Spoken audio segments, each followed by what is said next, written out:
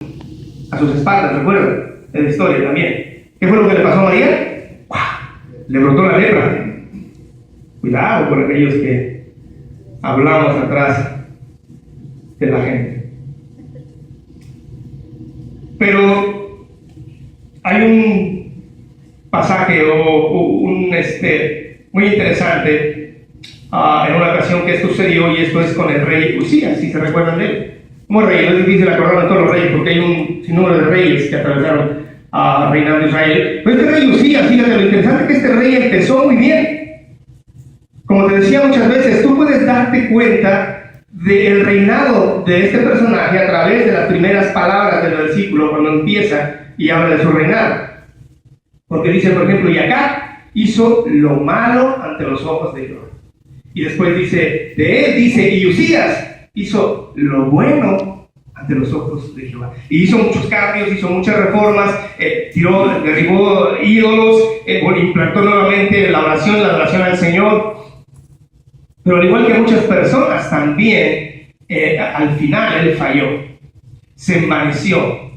Dios lo había bendecido de una manera increíble, tanto en la guerra como en los bienes. Y de repente él se sintió ya muy, muy alto, muy grande. Y él quiso ofrecer sacrificio, él quiso ofrecer incienso dentro del templo cuando no le pertenecía a él. Ese es un trabajo sacerdotal y no importa quién sea, nadie puede entrar más que el sacerdote. Sin embargo, el envanecido entró y dijo, no, yo lo hago porque yo soy el rey. Y ¡pum! Que le brota la letra. Y a él sí no hubo de que sacar la mano y ya se fue, no. Se le quedó. Y se quedó leproso, dice la palabra, hasta el final de sus días. Pero la consecuencia más grave, ¿sabes cuál fue? Que fue apartado de la casa de Jehová.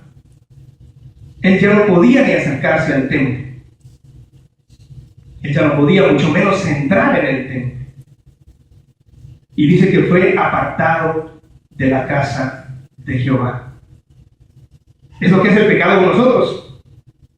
El pecado nos excluye de la presencia de Dios de la misma forma que el leproso era excluido del pueblo de Dios. ¿Recuerdan? De alguna manera, la lepra simboliza ese pecado. Cuando Adán y Eva cayeron, ese pecado nos apartó de Dios. Ese pecado hizo que Dios nos sacara del paraíso. Pero realmente Dios no nos sacó, nosotros nos salimos solos, por decisión propia. Así que el pecado es muy parecido a la enfermedad de la lepra. Y en la época del Antiguo Testamento, si recuerdas, la lepra era una enfermedad realmente muy común.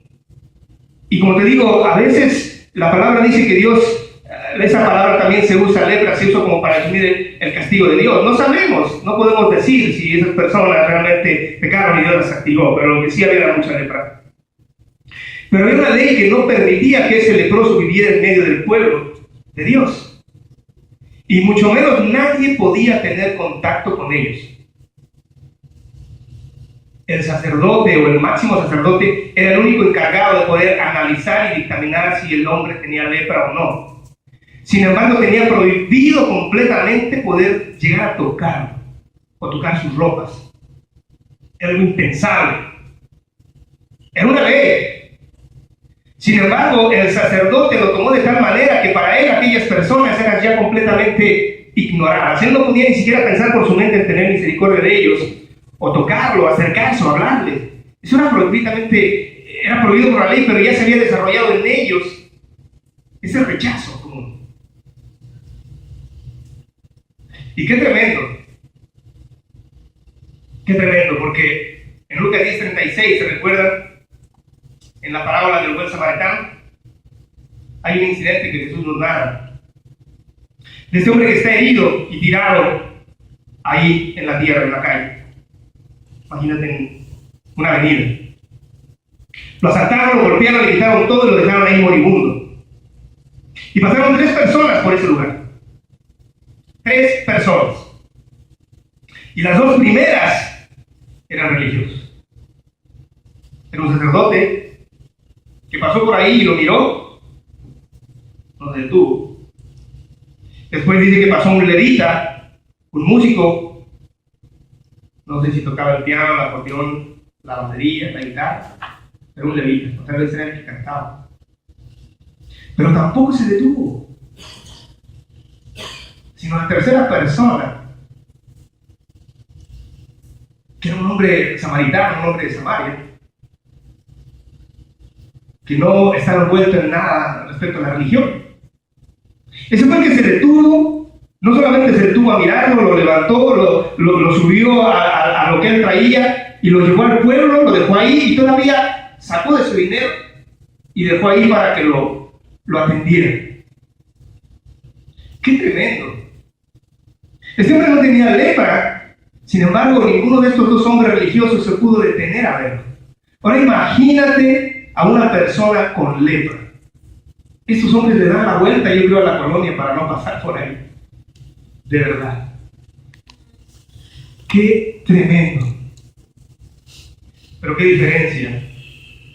¡Qué diferencia cuando Jesús viene! Pero fíjate, en Ezequiel 22:30 dice: yo busqué entre ellos hombre que hiciese vallado y que se pusiese en la brecha delante de mí, a favor de la tierra, para que no la destruyese, y no lo hallé. Pon atención al versículo. Dios quería destruir la tierra. O sea que no está hablando de gente buena, sino más bien de gente que estaba en pecado. Él estaba tal vez cansado y él sentía ese deseo de destruir la tierra por el pecado que se estaba cometiendo. Y él buscaba a alguien que intercediera por ellos. Y lo que yo me preguntaba es esto: había muchos sacerdotes, que no ellos son los que oraban. Había muchos levitas, que ellos los que adoraban a Dios. ¿Cómo es posible que no hubo una persona que intercediese? Yo creo que porque si leemos en Lucas 18 la oración de los fariseos religiosos, ¿cuál era? Yo y yo. Y después yo. Y más adelante yo. No había quien se preocupara por los demás. No había quien se pusiese en medio de aquellos que estaban en pecado para que no fueran destruidos. No había quien hiciese vallado entre ellos y Dios, para decir: Dios, dales una oportunidad. Dales un tiempo más. Dame la oportunidad de hablar y ver si ellos pueden escuchar a través de mí tu palabra y conocer tu amor. Pero no hubo, porque estaban empecimados en sí mismos, vanagloriados, creídos. Y sabes una cosa, esto a mí me redarguyó mucho, porque ¿cuántas veces no nos arrodillamos y nuestra oración siempre comienza con yo? Y necesito. Quiero. Y dejamos de lado las necesidades de aquellos que realmente están en una situación peor que nosotros. Pero un rico que tiene todo, puedes decir, pero si no tiene Cristo, no tiene nada. Él necesita intercesión. Pero un hombre enojón, malo, como quieras, que no te cae bien, que no te agrada, pero necesitan a Cristo. También. Quiero que me acompañen rápidamente a Marcos 1:40.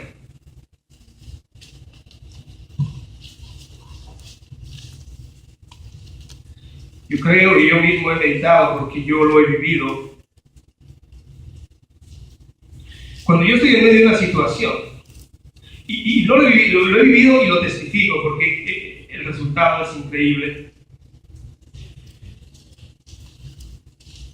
Cuando Dios quiere hacernos crecer, hermano, Dios pone circunstancias en tu vida para ese propósito.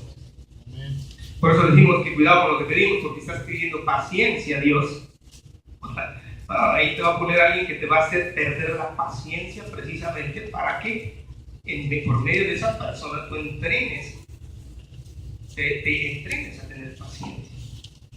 Y lo importante de esto, yo mismo, te digo, yo mismo, hoy le pido al Señor, o le pedí en su momento, porque yo mismo no pasé esas pruebas.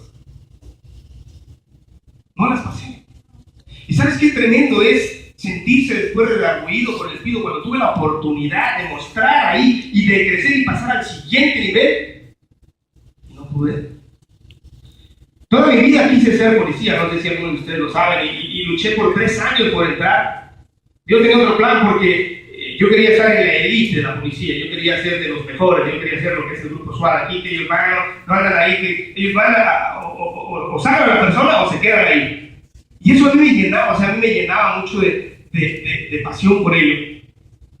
Pero ni siquiera ahí con los veladores me dejaron entrar.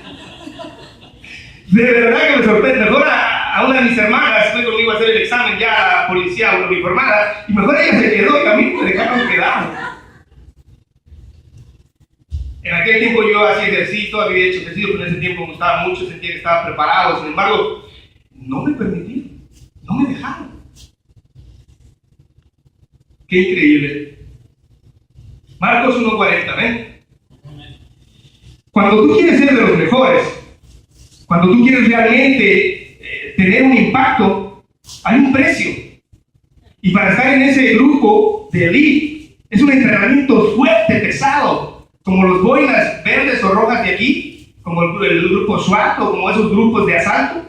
Esos hombres están entrenados de una manera, hermano, wow, no te imaginas. ¿Y sabes cuántas personas entran ahí? Muchas. ¿Pero sabes cuántas llegan a ese nivel? Muy poquitas.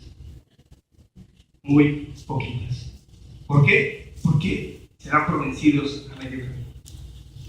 Porque a medio camino, donde está lo mero duro, donde está el esfuerzo, donde está realmente el entrenamiento más pesado, ahí es donde fluimos. Ahí es donde decimos, no, esto no es para mí. Pero cuando salimos y después miramos a aquellos hombres que sí lo lograron, y dices, wow, ¿cuál es la diferencia entre ellos? Si yo puedo, no pude. Sí puedo, porque todo lo puedo en Cristo que me fortalece, pero yo tomé la decisión de no poder. Yo fui el que tomé esa decisión y me quedé a medio camino. Y eso, amados, es crecimiento espiritual. Marcos 1:40, 42. Hermoso. Qué hermoso. Vino a él un leproso rogándole, en hincar de rodillas, le dijo: si quieres, puedes limpiar. Si quieres, le pregunta. Wow. Y fíjate la respuesta del Señor. Y Jesús, teniendo misericordia, ¿entiendes? Misericordia. Teniendo misericordia de él, extendió la mano y ¿qué hizo? Lo tocó. Lo tocó. Jesús, siendo el Hijo de Dios, aquellos sacerdotes que eran ungidos por Dios no podían tocar a ese hombre. Y viene Jesús, el Hijo de Dios, y lo toca. Toca a ese leproso. Yo te aseguro, hermano, yo te garantizo que ese hombre jamás esperó eso. Ahorita leyeron un párrafo, un versículo donde decía que de Jairo, ¿se acuerdan? Dios habló y la palabra tuvo poder y de lejos sanó. Muchas veces lo hizo. Muchas veces con la pura palabra él la daba y sanaba. Pero en esta ocasión, mi hermano, hizo algo muy peculiar y muy especial. Algo prohibido por la ley religiosa. Algo que jamás nadie hubiese podido imaginar que Jesús podría o se atrevería a hacer. Tocar a un leproso. ¿Sabes lo que ese hombre sintió? Yo te aseguro que la sanidad para él ya no era importante. Era gente excluida. Era gente que nadie quería estar alrededor de ellos. Era gente que no podía estar entre la gente. Era gente acostumbrada al rechazo, al repudio. De solo imaginarte que podías tocar a esa persona. Uy, dicen los niños. Pero viene Jesús y lo toca. y lo toma. ¿Y después qué dice?